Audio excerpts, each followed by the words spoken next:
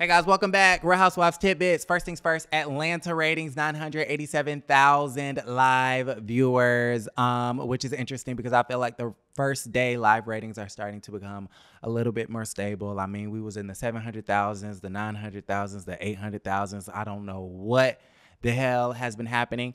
Kenya Moore Haircare did an interview with, the Jasmine brand and basically said that the Atlanta franchise is the only franchise where the fans think they producers and are so fixated on the ratings and stuff like that, which I think is partly true. I mean, we mentioned the ratings when it comes to Dubai, Beverly Hills, Jersey, all of those great shows. But I think the reason why the conversation really sticks with Atlanta is because when you know a little bit of history, when you add some context to the situation, Atlanta used to be the #1 show. And so the fact that, at least in first day live ratings, Jersey and Beverly Hills and Below Deck and everybody else is beating them is, it's something to be said about that. Now, doesn't mean that the show isn't doing well because we know delayed numbers are the numbers that Bravo and the network and other television networks look at.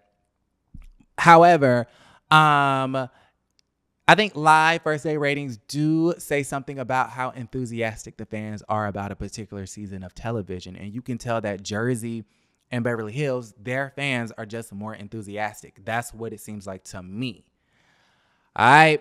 So y'all let me know how y'all feel about that. Also in that Jasmine Brand interview, Kenya said that she would rate the season. I think she says that she would give it, if she had to give it a grade, like a letter grade, she would give it an A-.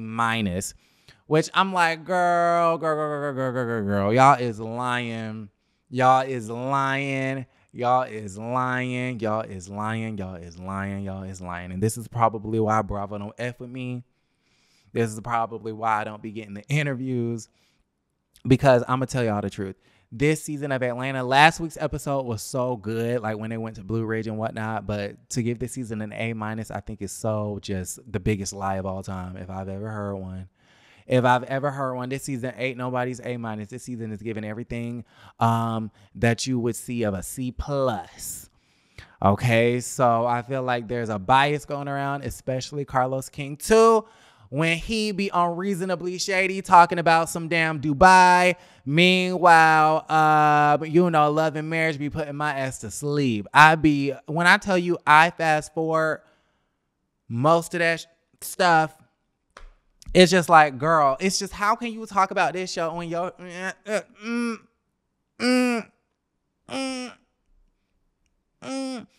Moving on, Kenya Moore Haircare, Vivica A. Fox. Kenya decided to make an appearance on Fox Soul Cocktails with the Queens, Vivica A. Fox, Selena Johnson, Lisa Ray, and Claudia Jordan. And it was quite interesting because, of course, we got this whole situation where Vivica A. Fox and Kenya Moore made up. Now, if you guys can remember, these two women were on, I think, the season of Celebrity Apprentice that aired in 2014, 2015, if I'm not mistaken. And they had like this whole feud where they were, beefing in the boardroom sessions. I think Donald Trump was still on there at that time, if I'm not mistaken. I think that might have been like the last season he was on. But they were beefing in the boardroom, and it was like really weird because Kenya Moore allegedly stole Vivica A. Fox's phone, started tweeting from her phone and said stuff like, oh, I have menopause and I'm having hot flashes on this set and somebody get me off here. Somebody get me an ice pack. Okay, I'm getting old and all that sort of stuff. And then Vivica A. Fox took to her Instagram to say that Kenya had stole her phone and called her a trick and all of that other extra stuff. Okay, we know what the situation was. So now they're on Fox Soul, and I think Vivica did an interview some time ago and basically said that she was hurt by Kenya Moore at that time.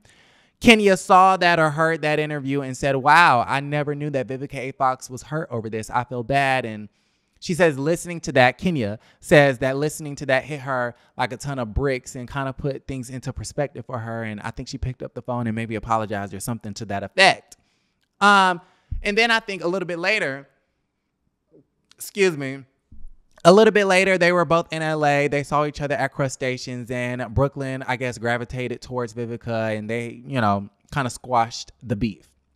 Now, with that being said, What's interesting is that this whole conversation that Claudia facilitated on Cocktails with Queens was so general and vague. Okay, and it's maybe because I only saw maybe like the whole 5-minute conversation, and maybe I just need to watch the whole entire episode. But just from the 5 minutes that I did see, the way they were talking about the Celebrity Apprentice situation was very vague and general. It's like they weren't really going into details about anything. So then Lisa Ray, thank you, Lisa Ray. I think Lisa Ray deserves a raise because she's asking the questions that the fans will want answers to. She said, well, Kenya, did you take the phone? Because they were on this whole kick of, you know, black women need to empower each other. We need to squash our beefs. Tell that to Claudia Jordan. Claudia, I'm going to need you to do the same thing with Nene and Portia, but okay. Right? You want to be a peacemaker with everybody else, but yet you sitting up here on Zeus refereeing fights. You're refereeing black women fighting on the Zeus network. Different conversation for a different day. But it's like this whole thing of let's, you know, have this kumbaya moment. Let's get along. We are black women. Let's empower each other. Let's uplift each other. Let's encourage each other. And I think that's all dandy and hunky-dory and beautiful. But I'm sorry, like I can forgive somebody, but I can't be cool with you and try to accept your apology and do all this extra stuff unless you acknowledge what you've done to me. And personally, I believe Kenya Moore did steal that phone. Now, ask me why I believe that. I believe that because Kenya Moore used to do dumb stuff like that back in the day. She would get on these reality shows and self-produce and create these storylines so that there could be a whole big old blow up so that she can have some relevancy. I mean, that's just the bottom line. The Kenya Moore hair care stands are going to be upset with me because I'm clocking her tea, but that's just the honest truth. I mean, do y'all really think she was that upset about the whole Miss USA versus Miss America situation? Do y'all think that whole going with the wind fabulous was just not premeditated? Do you really think she just came up with that? Or she thought about that? Do you think she just was just dating Walter and it was organic at that current moment?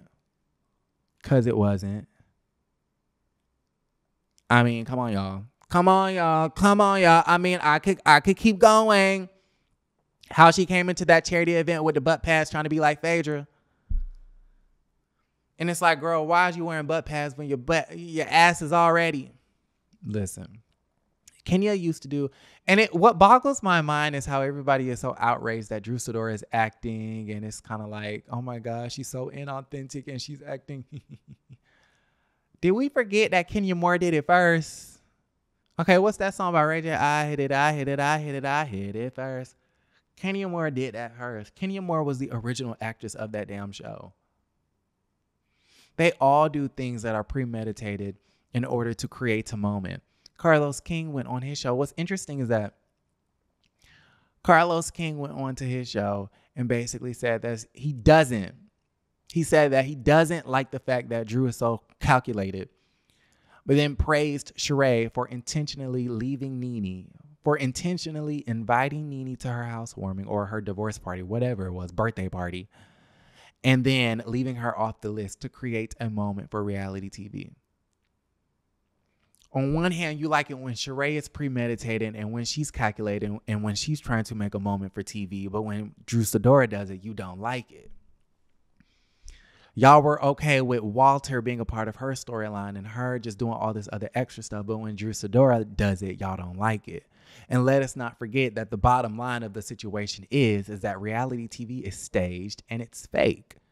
It's either premeditated by the cast themselves or the producers. And those are facts. Facts. So anyways, I say all of that to say that I think Kenya Moore did steal that woman's phone to create a storyline to create buzz behind her being on the show. That's just my personal thoughts. I could be wrong, but I feel like I'm right.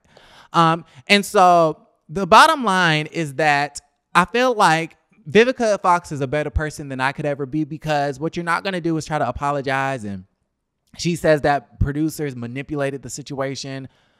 But she conveniently dissed or dodged the question that Lisa Ray posed, which was, did you steal the phone? Did you hack the Twitter? Did you take the woman's phone? And then everybody just kind of laughed it off like, ha, ha, he. And then Kenya goes, oh, shut up, Lisa Ray. But Lisa Ray's asking a real question. Did you steal that lady's phone? And the fact that you did not answer the question speaks volumes, along with the fact that we want to know if you borrowed that girl Range Rover. Anyways, let me know how y'all feel about the situation. Like the video, subscribe to the channel, and don't forget to create a great day.